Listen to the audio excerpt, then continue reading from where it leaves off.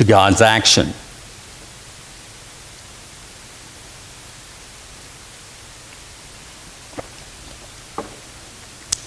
These 10 verses, and especially the first 5, they break up the flow of the narrative in 1st and 2nd Samuel. They kind of sum up what's gone before and look ahead to what follows. The final 33 years of David's life as he rules over a momentarily united Israel. In a sense, the passage describes a kind of apotheosis, a high point for Israel as a nation among others. Things had never been so good, nor would they ever be this good again. There's a sense in which it would be all downhill from here.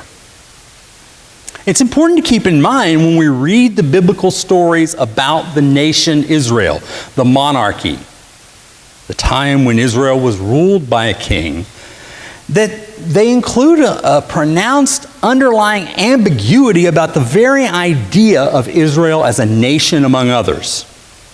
When the God of Abraham delivered the Hebrews from bondage in Egypt, he did so in large measure that they would fulfill his covenant with their ancestor Abraham by being a people whose life together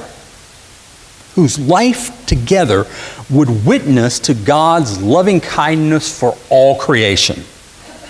The law, the Hebrew word Torah, probably better translated as teaching or instruction, that was given through Moses during Israel's 40-year sojourn in the wilderness, had that as its goal, to make Israel into suitable partners in God's saving work.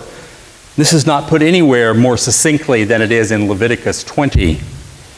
Verse 26, "You shall be holy to me," God says, "for I the Lord am holy, and I have separated you from other peoples to be mine." But Israel, it seems, wasn't all that keen about being holy, about loving the Lord and demonstrating that love by justly loving each other, by caring for the land they had been given, by showing generous hospitality to the strangers who came their way. They had their own ideas about what the people of God should look like. And their elders said as much to the prophet Samuel. "You're old," they told him, "and your sons don't follow in your ways. Appoint for us then a king to govern us like other nations."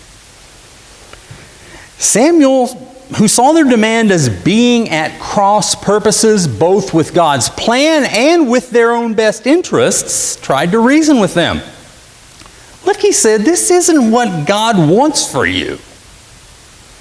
If you have a king, you're not going to like what happens to you.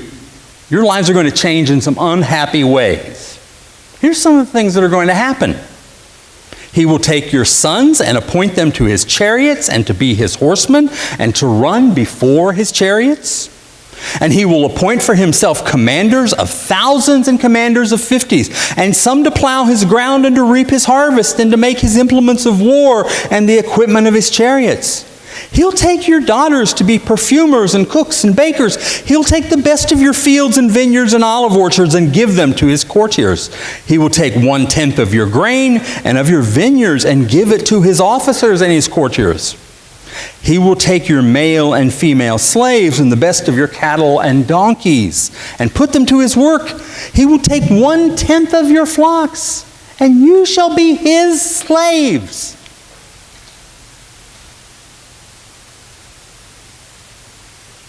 The elder's response drips with unintended irony. "No," they declared, sounding a bit like spoiled children. "No. We are determined to have a king over us so that we may also be like other nations, and that our king may govern us and go out before us and fight our battles." And Samuel, after consulting with God, said, "Well, have it your way," and he made it so. In the first chapter of his book, The Prophetic Imagination, that chapter is entitled The Alternative Community of Moses, the great theologian of the Old Testament, Walter Brueggemann, says that it's difficult for us to grasp in part because we have become so acculturated, just how different, how radically different God was calling Israel to be when he liberated them from slavery. Not just religiously, but economically and politically as well. He says we don't quite get how disastrously contrary to the call for them to be an alternative way of life, an alternative community. We don't get how disastrous to that call the monarchy was. David, he says, was an exception. He was an anomaly. His genius lay in his ability to hold together Israel's alternative prophetic vocation while ruling over them as their king.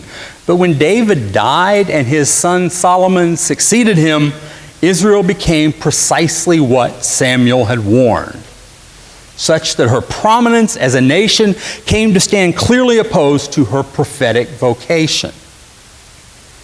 They indeed became like the other nations. However wise and effective an administrator Solomon may have been, his reign proved disastrous. When he died, no amount of national pride could suffice to hold Israel together. Regional rivalries reemerged, violence broke out as tensions boiled over, and the nation divided, with corruption and conquest and exile soon to follow.